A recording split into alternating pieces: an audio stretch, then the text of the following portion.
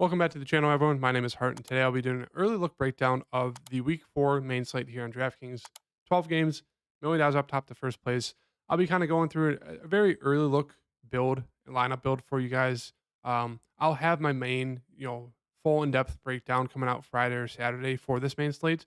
But starting this week and going on for the rest of the NFL season, I'll start dropping these videos, these early look videos, where I'll just build a kind of a chalky lineup, kind of around how everyone's thinking to attack the slate just so far in the middle of the week right now with the news we have and the game totals we have.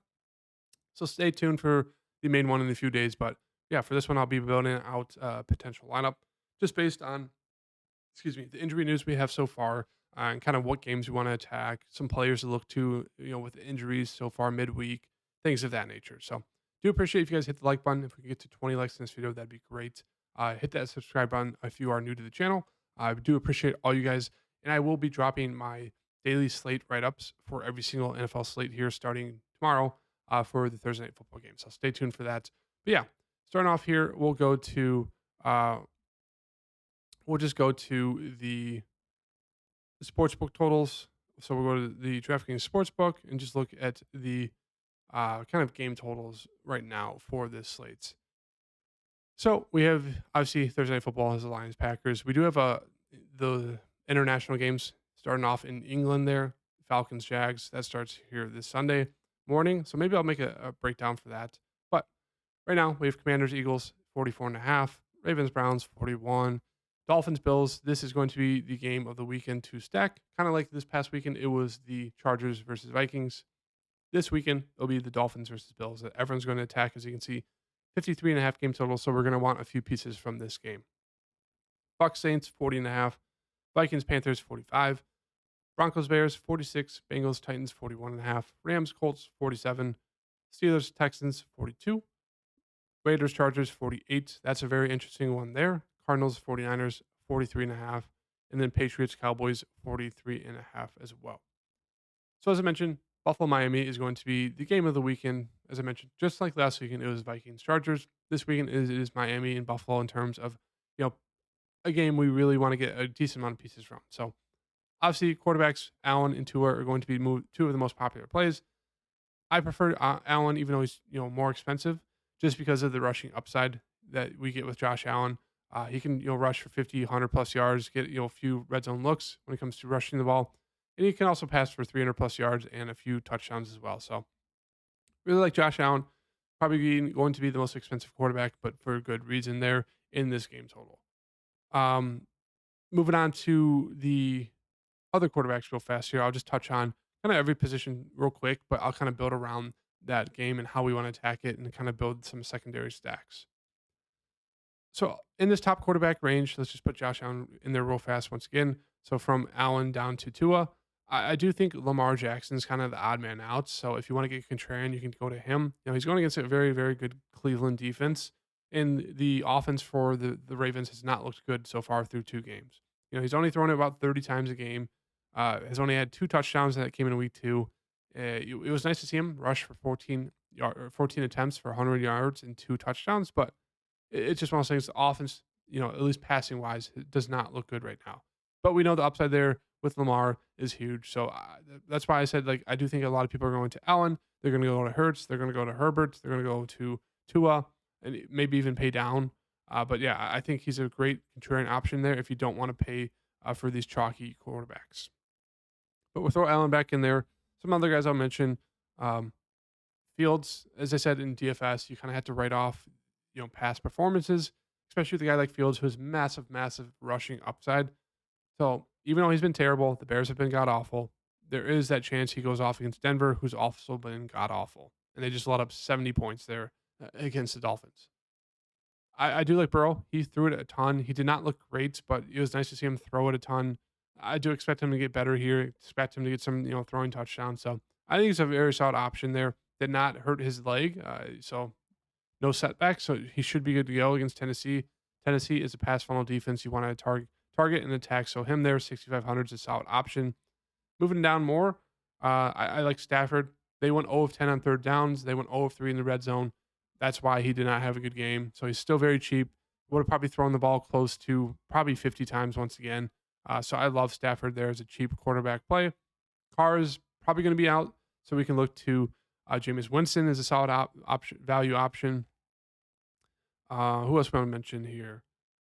Jimmy, okay player against the Chargers. Bryce Young, if he's out once again, I do like Andy Dalton. He threw it for 58 times there against the Seahawks. Yeah, it was actually pretty solid. 361 yards, 2 touchdowns. So hard not to like Andy Dalton there, 5,100 against Minnesota. If there is no Bryce Young. So there's some decent options here across the board in the value range, the middle range, and the top end range for quarterbacks. For running backs, obviously CMC is CMC. Not much mentioned there. Eckler will probably be held out. I mean, they really need him, but at the same time, their bye is week 5. If they hold him out, they can bring him back after that bye, week 6. They get him 2 extra weeks to be healthy. So that'll probably end up happening there. Tony Pollard against New England. I like it. We know New England's defense is pretty solid and tough, but Mostert went for 100+ yards a week 2 against them. So I do like Tony Pollard. I think Josh Jacobs is a great play there against the Chargers, 7,100. Henry is a great low-owned contrarian option. Who else we got here? And then this range here, I really, really, really like this range from, I guess you can include Mostert. Don't mind him, 6,500 down to Sanders here at 5,800. I think this is a fantastic range. All these guys are involved in rushing attempts. They all get about like 15 a game, and they all get involved in the passing game as well. So it's like Mixon, Cook, really, really like him for this game here against the Dolphins. I think he's a great, great play there. He's seen a ton of opportunities there for Cook. Stevenson, same thing, going against a tough Dallas defense, but like he's seen a ton of attempts. He's going to see a ton of targets out of the backfield. All it takes is for him to have a few big catches. Maybe gets in the end zone. We just saw what James Conner did to Dallas. So it's like all these guys in this range all are threats out of the backfield. They're all good runners. They can get touchdowns. So even if there's some tough matchups, the matchups you don't really want to target, I think it makes for great, great players because they just get a ton of opportunities. So really, really like this range. It'll be interesting to see what happens with Kamara. What's kind of to wait to see what the coach talk is on him. But as I mentioned, love this range from Miles Sanders all the way up to Mostert. It's a great range. Speaking of Miles Sanders, he did see 9 targets, so that's very interesting to see there. Also saw a ton of attempts. So yeah, absolutely love that range with all those guys there. Below that range, don't mind Swift. He still is sharing that backfield with Gainwell. Boston Scott might be back. We know the Eagles love just randomly throwing in 3 running backs throughout the whole game. So that's frustrating, but he's there. Javonte Williams against the Bears, I will mention that. Ford it wasn't the most efficient, but he did see 2 touchdowns. It's his backfield to lose. So I think he's still a very solid play there, 5,400. And Josh Kelly is kind of like a Justin Fields play here. You kind of have to write off the previous games because he's in a very, supercharged offense, very solid game total. And it's one of those things, like if he breaks off a few rushes, like they're going to look to him. Like they did that week 1. Like they're just killing Miami with rushing. He saw 16 attempts, 91 yards, and a touchdown. So it's like he's not getting a ton of looks out of the backfield, which is very frustrating. But overall, it's a great matchup here against the Raiders for Josh Kelly. So if he's going to be super low owned, I don't mind going back to him, even though he's been very disappointing. So I mentioned Gainwell. Below that, it's not much to like under Kenneth Gainwell there for the running back situation in terms of value. For wide receiver situation here, obviously from Justin Jefferson down to basically CeeDee Lamb, I think it's a very, very strong range, especially from CeeDee Lamb to Keenan Allen. It's really hard not to get at least 2 of these guys here. Allen, it's just like, why does his price only go up $300? Doesn't make sense there. Mike Williams is now out. Keenan Allen's going to see even more opportunities, so it's really hard not to like him. Jamar Chase had a great bounce back game there. AJ Brown. Waddle. I think it's a very strong option, a nice pivot play here off of Tyreek. He's still in concussion protocol, so we'll have to wait and see. But if he's good to go, I like him as a nice pivot off of Tyreek, even though for some reason Tua will throw Waddle the ball in the first half, and then they just disregard him in the second half. They won't even look his way. It makes no sense. It's the most frustrating thing in the world, but love Waddle as a nice pivot play there. If we're going to play Josh Allen, you're going to have to get Stephon Diggs in there as a nice play there. But yeah, really, really like this middle to top end range here for the wide receiver range. Down below that, I think T. Higgins, he could probably have a nice bounce back game there. Only caught 2 catches for 21 yards. Did see 8 targets. Puka, as I mentioned, the Rams just kind of shortchanged themselves and just offensive snaps there. I like a nice bounce back there for him. Jerry Judy, he looks great there against Bears. Pittman has just seen a ton of targets. So there's a lot of good options there. Below that, Cooper, love Cooper once again. Price really hasn't moved. You get Gabe Davis there in that game, that Miami versus Buffalo game. Below that, kind of gets a little bit more iffy. You have Tutu, who's still a very, very strong option, 9 targets, seeing a good amount of targets. Jacoby Myers, he's seen a ton of targets, so I do like that there. So right now, I'm going to throw Jacoby in there in this build. Moving down, not a ton here. Michael Thomas kind of sticks out to me. Same thing with Nico Collins and Tutu, or not Tutu, Tank Dell. I will mention them. They're seeing, Tank Dell had a great game last game. I mentioned him. Elijah Moore's seen a ton of targets, just really hasn't done much with them. But yeah, Tank Dell, mentioned him. He went off for 5 for 145 in a TD, 28 fantasy points. Adam Thielen's been getting a ton of work recently. So there's a few options down here. Don't love these options down here, but there's a few that we can look to, as I mentioned. Also mentioned the Chargers wide receiver situation with no Mike Williams. A lot of people are going to Quentin Johnson, which I think I'm fine with that. He should be like a Mike Williams 2.0. Kind of disappointing so far.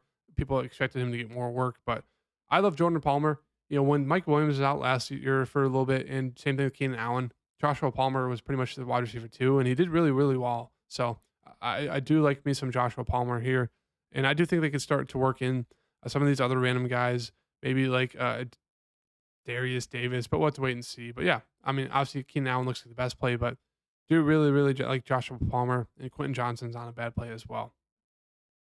And with that, we get a nice little mini stack there with Myers and Joshua Palmer. Moving on to the rest of the wide receivers, kind of mentioned all of them. Yeah, the cheap options. Don't love it right now. We'll have to wait and see kind of what happens with injury news if anything opens up. Tight end situation. Tight ends have been very disappointing this year, which is annoying, especially for fantasy football, especially when you draft 2 tight ends on the same team when there should be the 2 top tight ends and they're just trash. But yeah, Hawkinson, he's seen about 10 targets a game. He looks like clear and by far the best tight end.